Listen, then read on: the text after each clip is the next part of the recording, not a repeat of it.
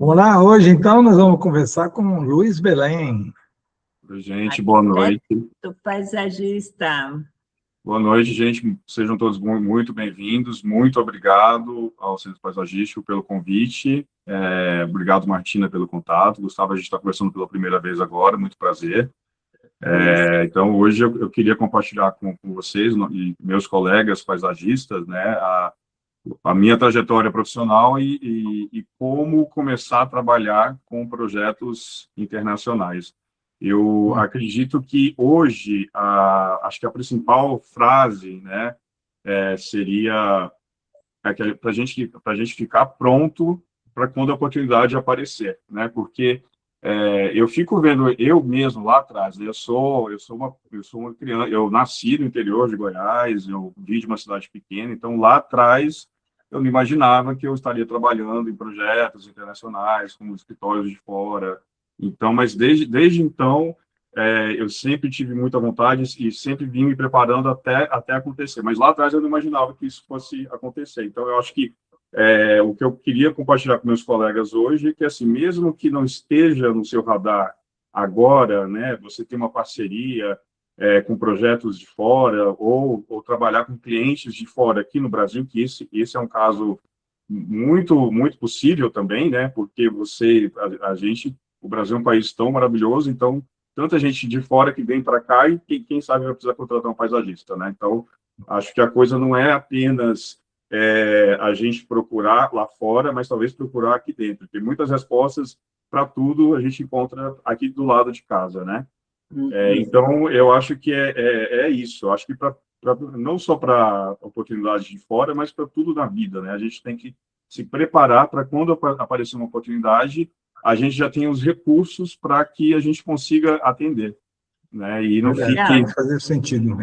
Porque imagina aparecer uma oportunidade agora e você não sabe por onde começar. Então, você pode perder uma grande chance, né, de se desenvolver profissionalmente ou ter um contato com um cliente, um parceiro de projeto interessante. Então, acho que esse é o cerne da nossa conversa hoje. Então, como a gente se preparar a partir de hoje, né, mesmo você não tendo no seu radar agora, né, esses projetos e clientes internacionais, como que a gente consegue se preparar para isso, né? Então, voltando aqui para casa, né? Aqui é uma foto de uma árvore que eu gosto muito, né? Que alguém sabe qual é? O Pequi? O pequizeiro, né? O Pequi. É uma árvore do Cerrado. Então, assim como o pequizeiro, eu também sou do Cerrado, né? Sou do interior de Goiás, de Jataí, ali no sudoeste goiano, né? E cresci no meio desse bioma maravilhoso, né? Que sempre assim, me instigou muito, né? Eu era uma criança muito curiosa, muito ávida assim, por conhecimento, e desde sempre a flora, a fauna sempre me atraiu muito, né, para estudo, né? E também, junto a isso, desde criança, eu sempre tive muita curiosidade, muita facilidade de estudar línguas também. Então, desde criança, eu sempre fui muito ali para botânica, para línguas estrangeiras também, principalmente inglês, espanhol. Então, quando eu era adolescente, eu queria saber o que estava se passando ali no videogame que eu estava jogando, na música que eu estava ouvindo. Então, eu sempre procurei muito, isso eu estou falando anos 90, antes de internet, né, que eu sou uma criança dos anos 90, anos 80, anos 90, vai. Então, naquela época ainda já não tinha tanta facilidade como a gente tem hoje. Então, era estudando livros de botânica, livros de gramática, dicionários. Então, e aí, a partir disso, acho que já ali no ensino médio, eu tinha uma ideia do que eu queria fazer, né? Então, eu acho que essa paixão minha por vegetação, por biomas, me levou a procurar um curso de engenharia florestal na Universidade Federal de Viçosa, né? E eu lembro que, na época, né, eu fui ver qual que era o melhor curso de engenharia florestal no Guia do Estudante, né, e aí fui ver que foi Viçosa, aí eu fui procurar as fotos do campus e fiquei totalmente encantado, né? Então, eu acho que foi aqui que começou que consolidou mesmo essa paixão que eu tenho por paisagismo, né? Uma porque o o campus da UFV é um campus muito lindo, é um campus muito arborizado, né? E foi para lá que eu fui para cursar primeiro engenharia florestal, né? E eu andava muito pelo campus, observava as árvores, as composições. Então, acho que a minha primeira lição de fato de paisagismo, né, foi mesmo andando pelo campus, né? Que aí a gente vai amadurecendo a ideia, né, e amadurecendo também o conhecimento, né? E aí, eu acho que esse primeiro ciclo, né, de engenharia florestal foi muito importante para a minha formação como paisagista, porque deu algumas matérias, né, que eu sou arquiteto, mas algumas matérias que faltam ali na formação de arquitetura para a gente ser um paisagista mais completo. Então, são matérias de botânica, de solos, de clima, né? Aqui nessa foto mesmo, o departamento de dendrologia, né, da UFV, que dendrologia era a matéria que eu mais gostava na engenharia florestal, porque era onde a gente aprendia a identificar as árvores. Então, todo dia a gente tinha, toda aula, né, a gente tinha uma sabatina onde um funcionário, né, da UFV colocava 10 galhos de árvores diferentes e a gente tinha que identificar o nome científico, o nome vulgar. E aí, através de um galho. Então, isso foi uma matéria incrível que me encantou. É como se a gente aprendesse a ler, porque aí a gente começa a andar pelo mundo e identificar essas árvores, né? E os professores dessa matéria, na verdade, não tinha um professor com doutorado e tudo, né, da UFV, mas tinha um funcionário público que era um mateiro, que era uma pessoa de conhecimento, uma pessoa conhecedora da terra mesmo, que ele andava no meio da mata, ele sabia identificar de longe a árvore, para que servia, como era a madeira, do que era extraído, o tipo de fruto. Então, era um conhecimento muito, muito rico que a gente aprende, né? A nossa profissão é muito aprender essa coisa da terra, né? Só que aí, enfim, chegou um certo momento, né, na engenharia florestal que o curso da UFV é um curso de excelência, mas eu acabei não me encontrando muito porque era muito mais focado em produtos florestais, como na indústria de papel, celulose, madeireiras, né, e essa coisa do tipo. E aí eu acabei mudando para arquitetura, que eu completei na mesma universidade, né. Essa coisa do paisagismo não era abordado para um engenheiro florestal? Não tinha uma isso? matéria no curso apenas, né. Optativo, assim, que nem para agrônomo? Uma matéria no curso apenas, a arquitetura também, né? E aí a gente fica nesse meio limbo, né, de formação, né?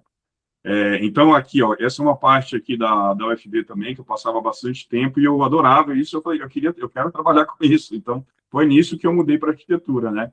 E aí, ainda dentro do curso de arquitetura, eu acabei fazendo um intercâmbio através da Universidade de Viçosa, né? Que eu fui trabalhar perto de Boston, né? Então, primeiro, eu trabalhei numa greenhouse como essa, que era a parte de cultivo de planta mesmo, logística, que era uma coisa que eu tinha interesse. Mas aí, chegando aqui, o gerente, né? O gerente da empresa percebeu que eu já falava inglês, eu já fui para lá falando inglês bem, né? E aí, por causa disso, ele me transferiu para a loja, porque era uma empresa que eles faziam desde o plantio, né, de todas as plantas, eles faziam comercialização também. Então, eu acabei tendo uma experiência de mais tempo mesmo, né, em um garden center que eu trabalhava de lojista. Então, eu fazia de tudo, né, atendendo paisagista, atendendo clientes, montando cenários, assim, tipo, montando estandes, é uma coisa meio de loja mesmo, né, meio de retailing. Tá. Né, e essa experiência para mim foi super importante porque aí, né, eu estava imerso ali no meio, né, nesse meio de paisagismo, então acho que ali consolidou o inglês, né, que isso já me abriu lá, né, aqui já nessa ocasião já me abriu muitas portas, né, e aqui só consolidou que me abriu outros caminhos também mais tarde, né. Tá.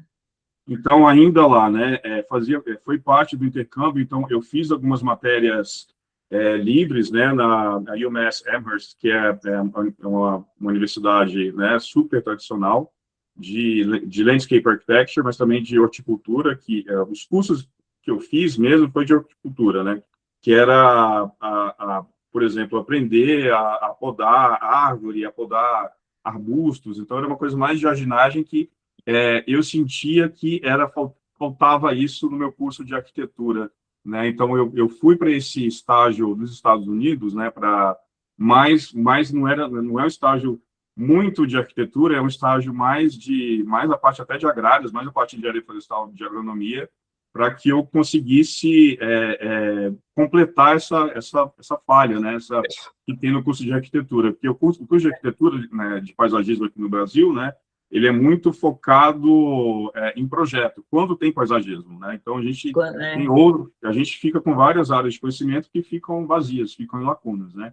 Então, só trazendo aqui também de curiosidade, né, falando da profissão, a Landscape Architecture fora, como a gente estava falando antes, né, ele tem várias áreas, né, e o nosso foco aqui no Brasil acaba muito sendo residencial, mas o foco da profissão, né, na América do Norte, Europa e por tudo mais, é mais de mudanças climáticas, de infraestrutura verde, né, de como você vai lidar com a água, que é aquela história das cidades esponjas, né, e aqui acho que esse site, né, da ASLA, acho que é legal todo mundo dar uma olhada depois, que tem vários recursos para estudar, vários artigos, tem exemplos de projetos, né? Acho que ali é um bom caminho para a gente começar a entender o que está sendo feito ali fora, né? Também para a gente entender como que é o mercado ali fora, porque o mercado aqui no Brasil, a gente, como eu falei, é muito focado no residencial, né? A gente tem algumas iniciativas, né, de fato disso acontecer. Por exemplo, esse ano a gente teve o concurso aqui do Parque do Bexiga, em São Paulo, que foi uma iniciativa da ABAP e da IAB, que eu achei maravilhosa. Então, teve uma discussão incrível de projetos, então eu vi projetos maravilhosos de colegas, que acho que aquilo é o paisagismo landscape architecture mesmo, que trata ali do uso do solo, né, do espaço, da água, principalmente como lidar com a água, né, que é o caso ali. Deixa eu só confirmando, é em Boston que é essa faculdade, que a Marina que perguntou, eu respondi, mas fiquei com medo. É Boston mesmo? Amherst é uma cidade no interior de Massachusetts. Tá, Massachusetts, ok. E só uma observação, pelo menos na Europa, é assim, quando o cara quer se formar paisagista, ele começa como jardineiro a formação, não é? Exato, eu acho que é o primeiro caminho, né? Acho que todo paisagista tem uma história interessante, o que começa o jardim da avó, né? O jardim da mãe. Eu mesmo que cresci no interior, então sempre tive esse contato, né? Então acho que todo paisagista tem em comum um começo de história parecido com esse, né? Com isso, Então, eu acho que esse site é interessante como um começo, assim, para começar a estudar. Acho que ele tem artigos, né, e caminhos, assim, também para a gente se preparar melhor para o mercado lá fora. Então, aqui, né, que eu estava falando dessa infraestrutura verde, então aqui a gente tem um projeto de paisagismo, né, do Kojian Yu, que esteve aqui no Brasil, infelizmente, ele teve aquela morte trágica, aquele acidente, né, mas ele é um paisagista que eu admiro muito, né, e ele tratou muito dessas questões de cidades esponja, e acho que ele era um apaixonado pela profissão, e eu acho que ele é um norte, assim, para a gente, porque essas questões de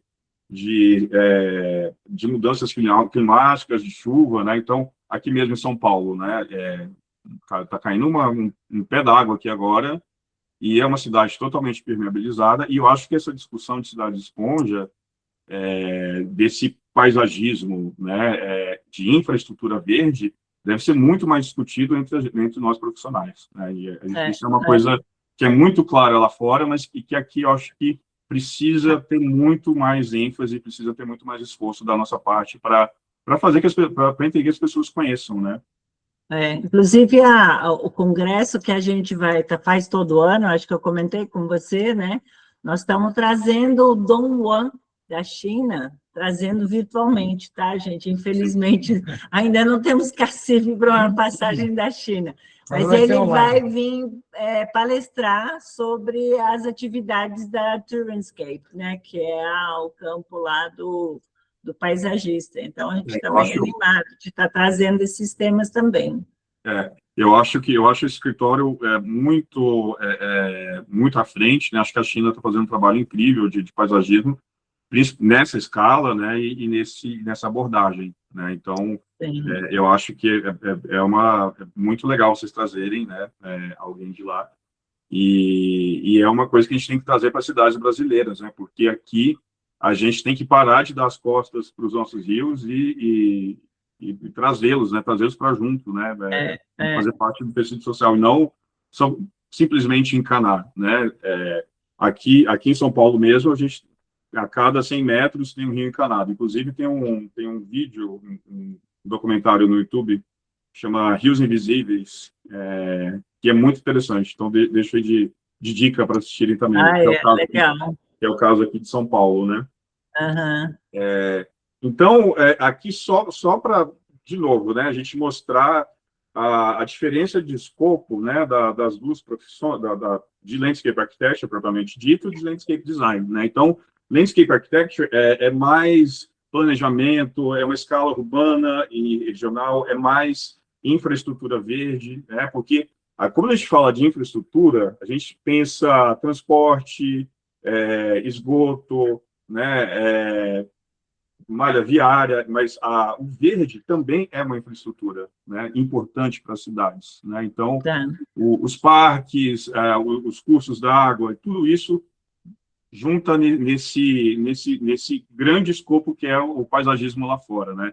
Enquanto que o landscape design é uma coisa mais, é uma escala menor, né? É mais focado, que é o caso aqui no Brasil, o paisagismo mais privado, né? Residencial, que também é parte do trabalho de landscape architecture, mas não é o foco.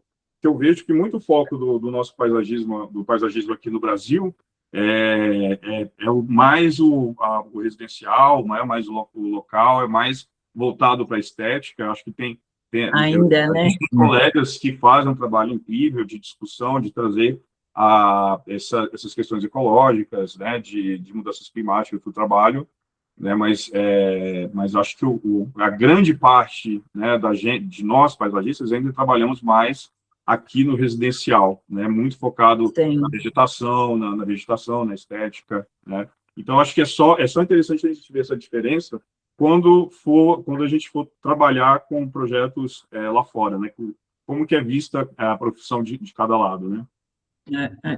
Mas nós chegamos lá, né, Luiz? Porque eu acho que assim, essa própria live já está para isso mesmo, trazer essa consciência, o alerta, a informação e a responsabilidade, né? Porque o paisagista tem muito mais responsabilidade do que ele acredita, né? Sim, ainda mais com a mudança climática, né? E eu acho, inclusive, que a gente tem que ser um pouco até meio educativo, né? Para explicar para a sociedade, para os clientes, para os nossos colegas, o que a gente não faz só o jardim. A gente tem o paisagismo, tem todos esses serviços ambientais que a gente tem que falar mil vezes para fixar, né? Eu acho que a gente está avançando, felizmente, né? Então, aqui também, né? Só uma comparação também, né? Da grade curricular, né? De duas faculdades de paisagismo. Essa aqui foi onde eu fiz algumas matérias, né? Que fica perto de Boston também, né? E aí que a gente vê a sequência que tem muito mais voltado, né, para o externo do que para o interno. Então, construção, porque, por exemplo, quando a gente faz arquitetura aqui, né, é muito voltado para o prédio, né, e quando eu fazia arquitetura, eu sentia muita falta, mas não é exatamente isso que eu quero trabalhar com paisagismo, eu não quero projetar prédio, etc., né. Então, eu acho que essa grade cultural era o que eu queria ter feito, né, mas a gente tem que ser, nós paisagistas aqui no Brasil, a gente tem que ser muito autodidata, né? Porque eu vejo muitos colegas vindo, eu sou arquiteto, né? Com esse pouquinho de história que eu tive de engenharia florestal, mas eu tenho muitos colegas que são agrônomos, engenheiros florestais, né? Que aí fica uma correria para preencher essas lacunas, né? Essas lacunas. Né? Então, ainda falando aqui do Brasil, né, como eu estava falando, o paisagismo aqui para a gente, né, na maioria das faculdades, é uma disciplina mesmo, né, ou então uma sequência de disciplinas mais voltada para o projeto, mas ainda fica, a gente tem que correr atrás, né, então aí entra vocês para fazer essa os cursos livres para ajudar, né, para todo mundo que quer ingressar nesse mercado. Mas falando aqui para o Brasil, porque eu acho que aquilo que eu comentei antes, a solução está mais perto da gente do que a gente imagina, né? A gente tem a sorte, né, de trabalhar nesse país maravilhoso, onde tudo nasce, onde tudo cresce, abençoado por Deus, e que beleza. E porque o lugar onde eu fiz estágio mesmo, né, no inverno, tudo do inverno morre, né? Aí volta na primavera, então fica aquele tempo, né, todo de inverno, que fica só evergreens, né, só os pinheiros que ficam verdes, tudo coberto de neve. Aqui no Brasil, infelizmente, a gente não tem uma situação dessa. Então, de norte a sul, o ano inteiro, a gente vai ter verde, né? A gente vai, tirando uma ou outra situação que neva ali em Santa Catarina, mas o que eu quero trazer aqui para vocês é que a gente é um país continental, né? São vários países dentro do mesmo país, são vários biomas diferentes. Então, eu acho que, por exemplo, eu sou daqui, ó, no interior de Goiás, no meio do Cerrado, né? É um bioma completamente diferente de onde a gente está aqui, na Mata Atlântica, né? Então, o que eu estou querendo dizer aqui é que dentro do mesmo país, a gente acaba que tem que trabalhar, vamos supor que eu esteja sempre acostumado a trabalhar aqui na Mata Atlântica. Então, a solução que eu uso aqui em São Paulo para paisagismo não pode ser exatamente a mesma solução que eu vou usar em Brasília, ou no Piauí, ou em Goiânia, né? Não é a mesma planta que a gente vai usar para tudo. Então, para a gente entender o paisagismo de cada região, a gente tem que estudar esse bioma, a gente tem que entender como que funciona, o que tem de disponível em viveiros lá, quais plantas funcionam, quem que vai fazer essa implantação, como é que vai ser essa logística. Então, isso dentro do nosso próprio país acontece. Então, eu acho que esse mesmo raciocínio funciona para quando você for trabalhar para fora, em outro país, em outro projeto. Porque quando você vai projetar em um lugar fora, você tem que entender como funciona o clima do local, como funciona a disponibilidade de plantas, né? O que vai bem, o que não vai, o que tem disponível, quem vai ser o seu parceiro de projeto. Então, eu acho que o raciocínio é parecido com o que a gente faz aqui no Brasil, né? O que eu estou querendo dizer. Então, vamos supor que eu estou aqui em São Paulo e vou fazer um projeto em Manaus, que seja, né? O mesmo estilo de jardim que é tropical, talvez dá para usar, mas vamos pensar mais assim, na Caatinga, por exemplo, né? Eu não posso usar as plantas né, de Mata Atlântica na Caatinga.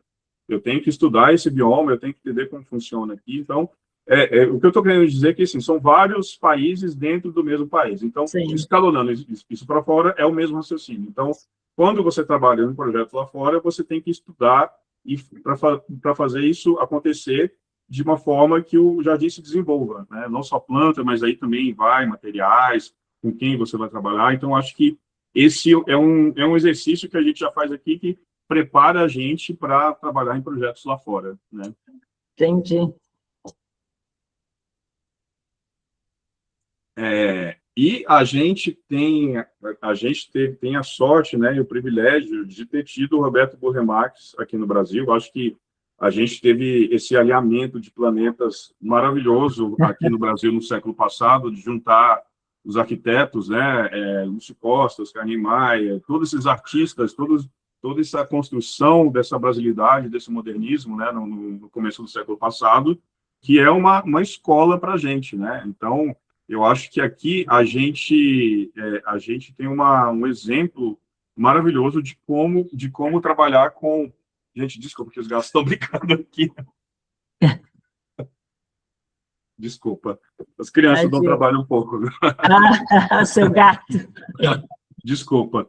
Mas o que eu estava querendo dizer é que a gente tem uma escola aqui do Brasil maravilhosa de como trabalhar com paisagismo tropical, né? Porque acho que todo mundo já sabe da história do Burle Marx, né? Mas que antes dele, né? Todo o paisagismo era uma coisa mais europeia, né? Plantas europeias. Então foi ele ir lá na Alemanha, visitar a estufa, descobrir a flora que a gente teve, que a gente tem, e voltar para cá para trazer, de fato, essas plantas brasileiras e tropicais de outros lugares para usar aqui.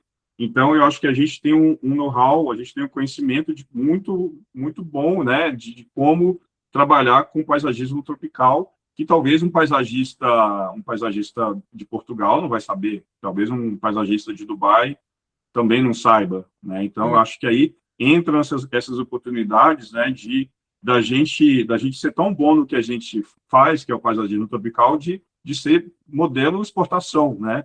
Eu acho que quando você consolida o seu trabalho aqui, acaba que chamam você para fora para trabalhar, e foi o que aconteceu com o Burle Marx, né? Então, esse aqui é um exemplo de um parque, né, que ele projetou na Malásia, em Kuala Lumpur, que aqui a gente lembra até um pouco, né, o aterro do Flamengo, né?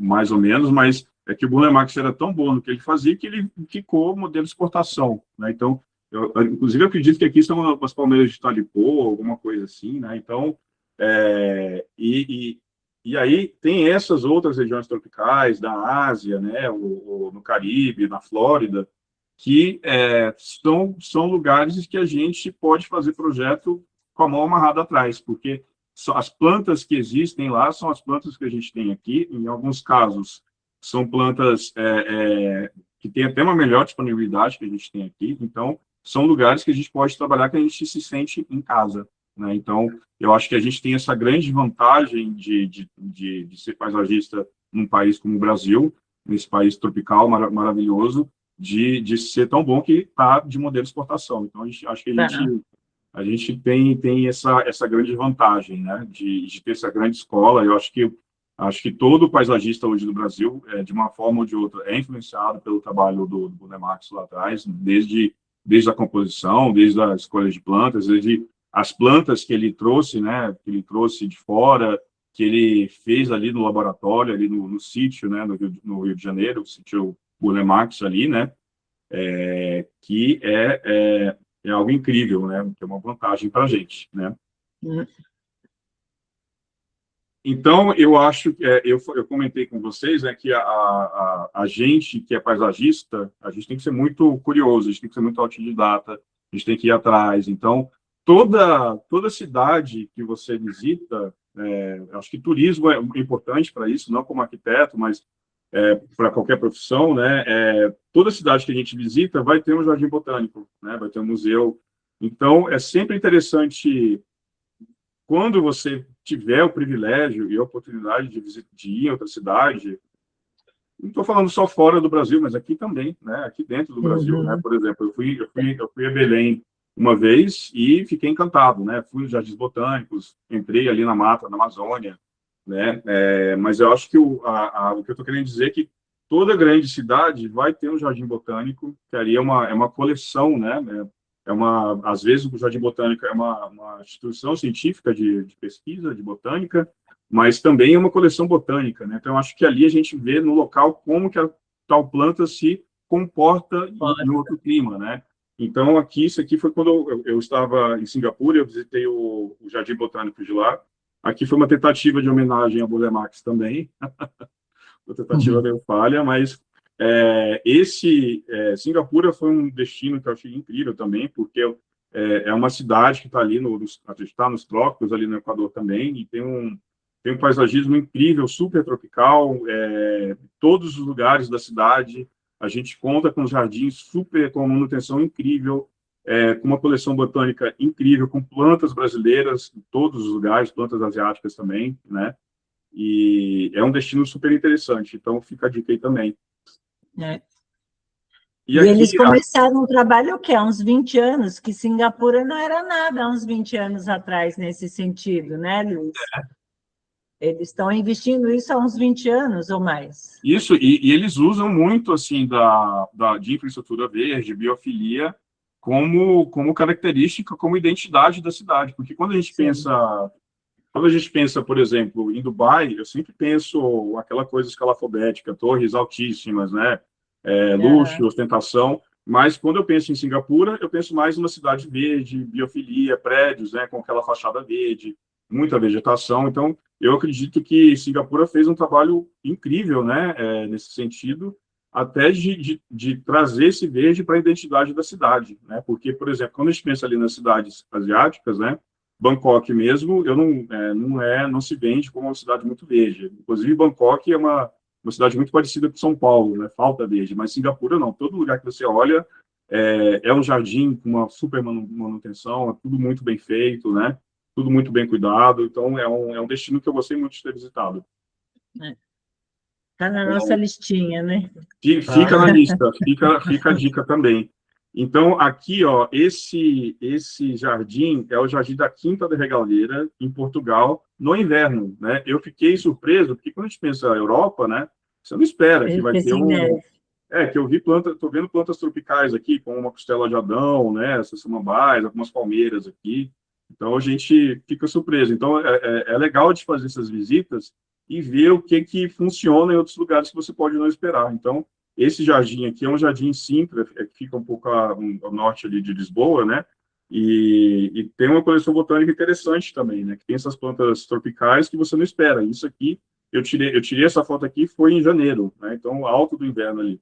Claro que o inverno ali em Portugal não é como o inverno na Holanda, né? Ou na Alemanha, é um pouco mais ameno, né? Mas é interessante, né? Então, eu acho que essa curiosidade, né, de ver, observar o que funciona nos outros lugares, precisa estar muito inerente no nosso dia a dia, na nossa profissão, né? Sim. Então, e a gente aprende vendo, né, Luiz? O que você acha? Exatamente, eu acho que a gente aprende vendo, a gente aprende se inspirando na natureza, né? Acho que a natureza dá todas as soluções aí para quando se fala de vegetação, né? E a gente tem o trabalho de tentar imitar, né? De ter esse trabalho de ver e tentar reproduzir. Então, uma parte muito importante, né, para começar a trabalhar em projetos internacionais é desenvolver o inglês. Então, não tem meio caminho, né? Tem que saber se comunicar. Eu acho que eu não estou falando de ter aquela fluência com sotaque perfeito, mas acho que você ter uma segurança, conhecer os termos técnicos, né? Ter uma negociação e, às vezes, até uma desenvoltura mesmo, assim, facilita muito, né? Então, uma coisa é você ter um inglês conversacional, né? Que precisa ter, mas aí outra coisa é você estudar e entender os termos técnicos. E os termos técnicos, assim, não são tão diferentes assim, do que a gente está acostumado a ver na nossa profissão aqui no dia a dia, né? Então, acho que é uma coisa de prática, né? Então, eu acho que é uma coisa que aí vai de estudo e vai de cada um também, né? Eu não tenho uma receita de bolo de como você pode se preparar para estudar inglês. Então, muita gente, eu acho que um professor particular ajuda muito. Ouvir podcasts em inglês de paisagismo, que tem bastante no Spotify, ajuda enormemente. Vídeos no YouTube, tutorial em inglês, né? Sempre que eu preciso procurar alguma informação de algum... Por exemplo, eu quero saber como é que eu vou construir uma calçada de concreto. No YouTube tem um tutorial. Então, a pessoa que vai estar dando o tutorial, ela vai explicar para você o que é o quê. Então, é um vocabulário riquíssimo e disponível aí para a gente. Então, vamos supor que você quer saber qual que é o vocabulário para pérgola, para um pergolado. Então, procura no YouTube como construir um pergolado em inglês, aí vai aparecer algum marceneiro, algum construtor que vai falar para você e vai te dar ali, tá ali o tesouro, né? Que aí é esse vocabulário. Então, eu acho que é assim que aprende, é assim que eu particularmente faço. Então, eu quero aprender vocabulário de uma forma de construção específica, desde, sei lá, impermeabilização, ar-condicionado, que eu tive que ver esses dias. Então, eu procurei esses videomakers, né, de ar-condicionado, de piscinas, de impermeabilização, que eles dão essa aula, né, que é essa coisa constante e que eu tenho sempre que estar aqui renovando, porque, francamente, assim, aquele vocabulário de impermeabilização, eu estudei agora porque eu precisei, mas daqui 2 meses pode ser que eu não me lembre, né? Então, é uma coisa que a gente tem que estar em constante estudo, né? Então, fora isso, né, que eu comentei com vocês, formas de estudar inglês, né, que a gente vê aqui agora. E como eu comentei aqui com vocês, aqui tem um vocabulário, né, mais técnico, né, alguns mais óbvios, né, então árvore, arbusto, forração, ground cover, né, canteiro. Aí esse aqui que eu acho engraçado. Caminho do cartão de pedra. Então como se fala isso em inglês? Flagstone, pathway, porque eu já vi muita gente traduzindo, sei lá, broken stone, não sei o quê, mas não é, né? É que você não pode traduzir literalmente uma palavra para o inglês, né? Tem um vocabulário específico para isso de lá. Então, DAP também, DAP de árvore, como é que a gente fala, né? DBH, né? Diameter at breast height. Então, são essas palavras que você acaba aprendendo no dia a dia, né? Essa palavra aqui de DAP, eu aprendi lá no estágio lá nos Estados Unidos, né? Que o lugar que eu trabalhava vendia árvores também, e aí a gente usava essa medida, né? Eles falam DBH, eles falam resumido, que nem a gente fala o DAP? Isso. Legal. E aí, outra palavra que eu acho engraçada, que essa aqui eu demorei muito a descobrir, que é morrote, porque aqui no Brasil a gente está muito acostumado a usar morrote para tudo, né? E aí, por acaso, eu descobri essa palavra, que é mount, mas é uma coisa que vai descobrindo, né? E eu descobri por acaso, então é uma coisa que você vai construindo com o tempo, né? E aí, muitas vezes, você vai traduzir uma coisa, nossa, como é que eu falo isso, né? Porque é um vocabulário muito específico, que no Google você não vai ter, no chat GPT não vai ter, no Google Translate também não. É uma coisa meio de prática e incremental, que você vai aprendendo com o tempo, né? Eu demorei também para entender o que era borders, né? Que borders, na verdade, né? forração também, é outro nome de forração, né? Isso. E aí... Bom, esse slide aqui é só para comentar com vocês, porque, assim, às vezes a gente não precisa ter um inglês perfeito, né? O que o trabalho fala por si só. Então, esse aqui é o Bong Joon-ho, que é esse diretor coreano que ganhou o Oscar, né, pelo Parasita, e ele não fala inglês. E ele foi receber aqui é um Globo de Ouro, né? E ele levou uma tradutora, porque, assim, eu acho que o trabalho dele é tão incrível porque o trabalho já fala por si só. Dá o trabalho.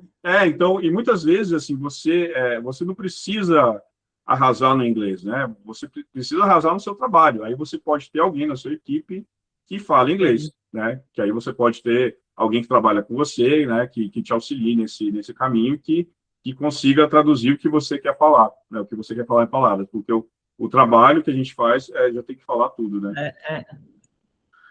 Eu acho que o portfólio, né, ter um portfólio sólido é super importante, né, tanto para o mercado interno, para o externo, sem sombra de dúvida. Então, um portfólio bem estruturado, traduzido, com os termos corretos, né, com as informações que a gente precisa em inglês. Acho que traduzir em inglês já está pronto, você já pode mandar para o mundo inteiro, não precisa traduzir para... A não ser que seja o mercado espanhol, aqui da América Latina, que aí seria interessante traduzir para espanhol, né? Mas acho que ter esse portfólio sólido é super interessante para qualquer situação, né? É meio óbvio isso, né? Entender os padrões internacionais de documentos. Então, imagina que aparece para você agora um cliente internacional e quer fechar contrato, só que você não tem nem seu contrato traduzido ainda, né? E eu estou falando isso porque eu já soube de casos de colegas assim que não foi um caso de um projeto lá fora, mas um cliente de fora que estava aqui no Brasil, queria contratar um paisagista, só que não tinha um contrato traduzido, né? Então aí foi aquela correria. Então aquela coisa, é bom deixar preparado, né? Manda o seu contrato que você tem aí hoje para um tradutor, deixa ali pronto, separado, né? o carimbo também, o que você tem de detalhamento, né? Mesmo que não esteja no seu radar, eu acho que é interessante ter para que se um dia aparecer, né? Então, o portfólio, esse aqui é só um template genérico mesmo. Eu acho que o trabalho de cada um, né? Acho que é você desenvolver com a sua personalidade, você fazer esse trabalho, né, de construir um portfólio sólido, né? Tanto para o mercado interno quanto para fora. Então, aqui de novo, né? O contrato, né, que tem uma legislação específica, tem que fazer uma tradução, então é legal você chamar por exemplo, quando a gente faz o contrato, é legal a gente chamar um advogado para fazer o contrato, pelo menos validar. Então, eu acho que para tradução também é interessante você chamar um tradutor juramentado, alguém que saiba de contratos para que você faça isso de uma forma profissional, né? E precisa dar uma olhada na legislação do país, alguma coisa assim, ou isso não... Eu acho que depende de cada caso é um caso, né? Que aí acho que é uma conversa entre cada cliente, né? E a IA não consegue ajudar nisso, Luiz? A IA ainda Ajuda, tá muito... mas eu acredito que o ser precisa ter uma supervisão humana ali, né? A gente não pode confiar totalmente na IA, porque não dá. Né, o Waze, às vezes, né, coloca a gente em roubada, a IA também vai colocar você em roubada algumas vezes, viu? Então, não, eu acho que o conselho, assim, acho que IA é um auxílio para qualquer profissão, mas não confie cegamente em nada, nem em ninguém. Isso, né? Tá certo. Tem que ter o seu olho ali para todo caso, né? E aí também detalhamentos, né? Aqui nesse caso é um detalhamento de um jardim de chuva, né? Então aqui a gente já tem já uma linguagem mais técnica, mais de detalhamento de projeto, né? Nem é tão, isso aqui é uma etapa posterior, né? Não é tanto de apresentação, né? Mas aqui a gente tem uma ideia de como é apresentado um detalhe, né? Aqui nesse caso é um projeto para os Estados Unidos, que a gente está vendo aqui que as medidas, né, a escala está em escala medida imperial, né, que é pés, polegadas, né? Tá. E esses 2 livros aqui são 2 bíblias para detalhamento de paisagismo em inglês, né? Esse aqui é tipo esse verde é um tijolo, né? É tipo um Neufeld de paisagismo. É um material muito completo e você tem tudo que você procurar, você vai achar aqui para paisagismo, né? Desde detalhamento, e isso muito voltado para o mercado dos Estados Unidos, tá? Esse autor aqui de lá, esse aqui também. E esse aqui é outro livro, esse aqui, ele é um pouco mais caro, ele tem investimento maior, e esse aqui é um livro mais resumido, mais didático, mas super ajuda também. Acho que esse aqui, para um começo de conversa, é muito bacana. Então, e na Amazon deve ter, né? Tem. Na Amazon deve ter. Tem na Amazon, tem. E eu acho que para começar, acho que esse livro da direita é mais interessante. Aí, caso você precise de mais informações, eu acho que esse à esquerda ele é mais consistente. Ele realmente é um tijolo, né? Fazer um print screen aí, né? Só um minutinho. A Fabiola levantou a mão. Oi, Fabiola. Luiz. Olá. Quando você citou assim, rapidamente a questão legal de atuação, não sei em quantos países você já executou projetos ou execuções, mas assim, eu estava muito curiosa de ouvi-lo a respeito disso, né? Quais são as limitações de um brasileiro que não teve uma formação em cada um desses países? Não sei o que você pode trazer para a gente. Por exemplo, você pode trabalhar numa residência, mas você não pode fazer um projeto para uma prefeitura. Entendi. Ou você pode fazer um projeto até X metros quadrados a partir... Quais são, nas tuas experiências, América do Norte, Europa, Ásia, em geral, quais são as restrições de formação que impediria? Tipo, você tem que ter um sócio em cada país que vai assinar o teu trabalho, ou você pode assinar por você mesmo? Não, eu vou te responder essa pergunta com o contrário. Aqui no Brasil mesmo, quando a gente tem um escritório de fora que vem trabalhar aqui no Brasil, a gente tem um processo que chama tropicalização do projeto. Então, fica o autor do projeto lá fora, né? Eu já trabalhei em projeto assim, e fica alguém aqui, local, que aí vai trabalhar com aprovação, né, junto à prefeitura, vai adequar esses termos, esses requerimentos legais, né, de projeto, né, mas aí o autor do projeto continua sendo lá fora com o auxílio de um arquiteto local. Então, muitas vezes lá fora acontece a mesma coisa. A gente faz um projeto aqui, mas a gente tem o suporte de um paisagista local do lugar. É mais ou menos...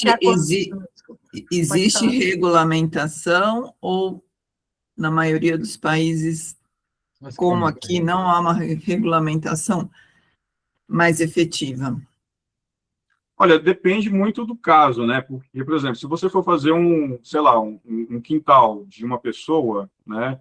Acho que não precisa ter uma aprovação. Agora são projetos, assim, mais consistentes, maiores, né? Que aí, junto à aprovação de prefeitura, você precisa, sim, ter um parceiro local contratado para dar esse suporte. Então, na grande parte desses projetos que eu trabalhei fora, a gente fez o projeto aqui, mas tinha alguém, né, um escritório de paisagismo ou paisagista, que fazia essa tradução, né, seja para aprovação, seja para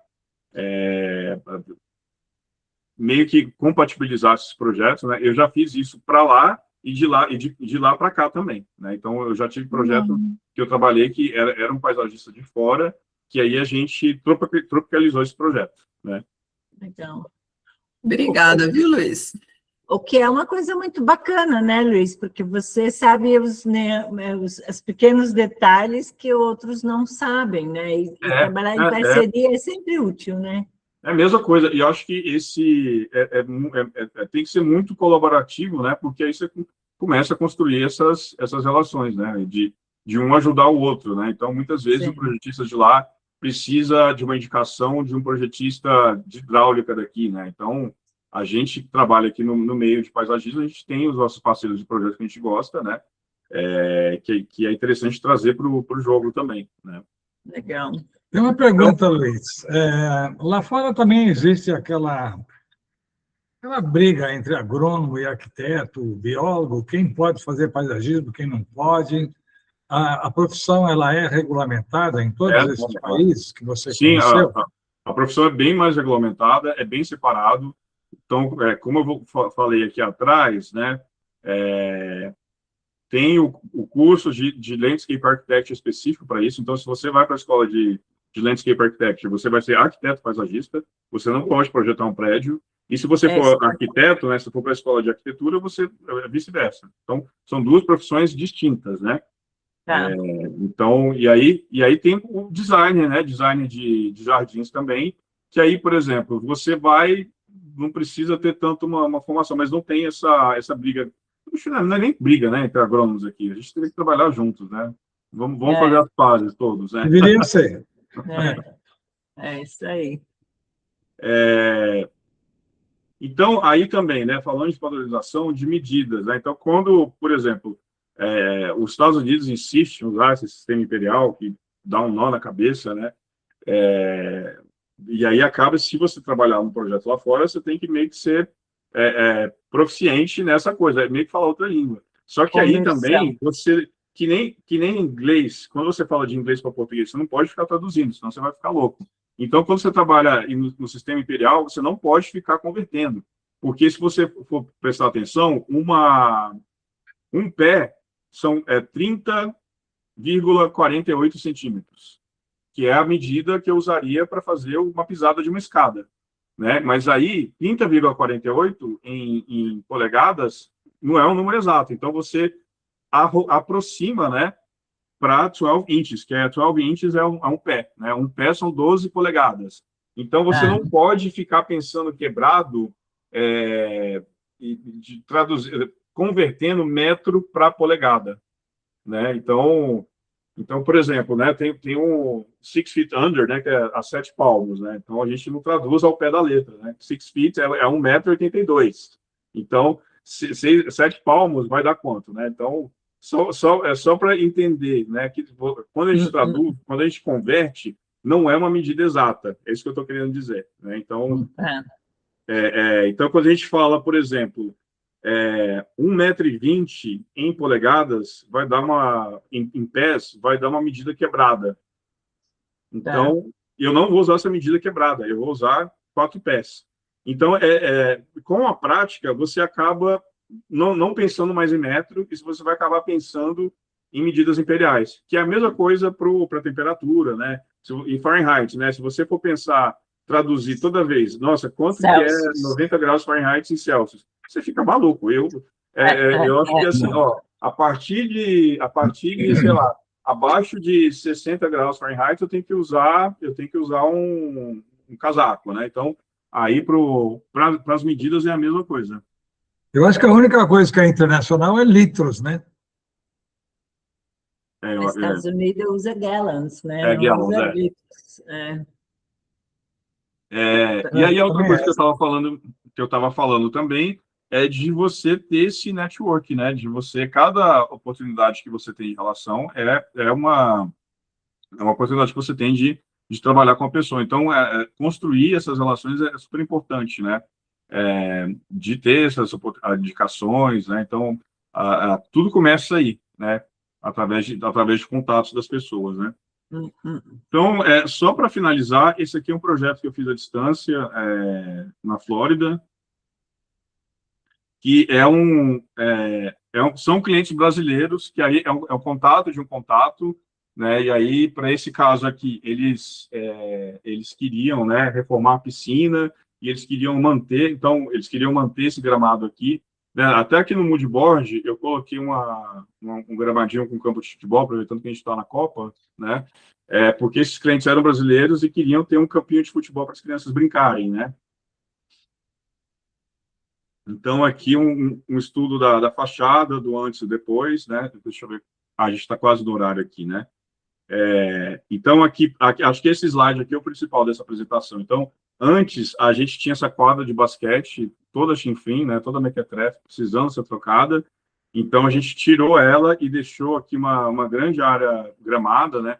Aqui eu não deixei, mas o cliente quer demarcar o campinho de futebol, colocar o gol aqui para as crianças brincarem, né? Então, em vez da quadra, né, a gente colocou um ambiente de estar, um pergolado, um fogo de chão, complementou a vegetação, que a interferência é mínima, né? Então, aqui a gente tem esse vazio aqui entre essa vegetação existente e a casa, e esse telhado do vizinho que a gente queria esconder, então a gente colocou uma composição de palmeiras aqui de alturas diferentes para preencher esse vazio e fazer essa ligação. E a intervenção aqui é para ser mínima, né? Para manter muito o que já existe e fazer uma intervenção paisagística pontual. Então, aqui é visto, né? Então, isso aqui já é tudo existente, então não tem nada, não vai ser modificado nada, então é uma interferência para ser mínima, né? Aqui mais umas fotos noturnas. E acho que é isso, né? Conseguimos fechar. Legal, legal. Deixa eu só entender, vamos falar, esse projeto que você fez, você estudou as espécies online, você fez online esse projeto? Eu tive um briefing do cliente, né, que ele queria, para ele era importante usar oliveiras, ele quis usar, enfim, isso está em discussão ainda, que eu queria usar uma árvore, uma magnólia, alguma coisa mais ali do local, né? Mas sim, né? Precisa fazer esse estudo. Aqui na Flórida o clima, né? A situação é muito parecida aqui com a gente tem no Brasil, felizmente, né? Mas a disponibilidade de espécies também, assim. Sim. Acho que na Flórida eles têm um mercado incrível, né? De plantas tropicais. Eu ouvi dizer que ela é bem melhor que aqui. E a qualidade das plantas, né? Exato. Legal. E aí você faz contato com algum e vê se tem, se compra, como que... Até essa curadoria você faz? Ou você entrega o projeto e aí o cliente vai atrás do resto? Não, aí eu tenho que conversar com os viveiros, né? Porque eu comentei com vocês, né, de visitar o Jardim Botânico, mas essa visita de viveiros é muito importante também. Então, essas cidades maiores, né, todas as cidades vão ter um viveiro. Então, essa visita de viveiro é importante. Não só o Jardim Botânico. E, geralmente, esses viveiros, eles já fazem um atendimento online, assim, já tem uma lista de plantas, né? E, dependendo do caso, você já consegue montar esse projeto à distância, né? Com essas informações que a gente consegue de lá. Mas sempre, assim, acho que paisagismo é sempre mais interessante a gente visitar o local, né? Mas nem sempre é possível, mas é possível fazer à distância. E quais são os softwares que você trabalha, Luiz? Eu sou uma pessoa que usa AutoCAD. Eu sou uma pessoa de AutoCAD, viu? Aí, no trabalho, assim, a gente terceiriza, que não dá para a gente fazer tudo. Então, render, eu tenho um colega, né, muito talentoso que faz os renders para mim, que é o William Gomes, né? E não é uma coisa que eu faço, que não dá para a gente fazer tudo, né? Não escolhas, né?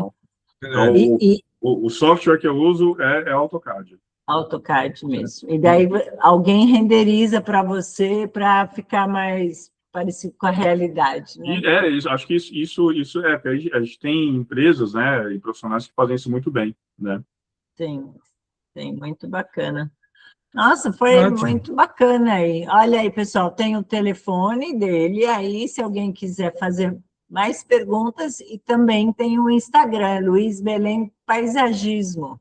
Isso. Você fica em São Paulo, Isso. certo? Você trabalha com projetos dentro de uma empresa ou Sim. Autônomo? Os dois. Tá. E dá aula, né? Posso dar esse spoiler? Então, Não? eu dou aula de paisagismo, né, em uma faculdade aqui em São Paulo, né, que é na graduação, e tem uma pós-graduação também, que aí são alunos, são colegas arquitetos, né, que vêm trabalhar com essa pós, que é arquitetura de alto padrão, e aí tem os módulos, né? Tem o módulo de casas de campo, e aí tem os módulos de paisagismo também, que eu sou responsável. Legal, Beleza. muito bacana. E olha aí, estão cumprimentando aqui. Show, parabéns aí. Obrigado. Então, muito obrigado, Martina, muito obrigado pelo convite. Imagina. A gente aprendeu um monte, ficamos muito felizes. Alguém ainda quer abrir para uma pergunta, pessoal? Agora é a hora aí. Acho que já mataram as Um de cada curiosidades. vez. Foi muita informação. Ó, a gente atingiu 1 hora, né? Eu falei com você, 50 minutos, o pessoal já despeça. Já está todo mundo vendo stories no Instagram, que eu sei, viu? Beleza. Olha aí, muito legal, Gente, Fabíola. muito obrigado, boa noite. Obrigada, Obrigado, gente. Uma boa noite.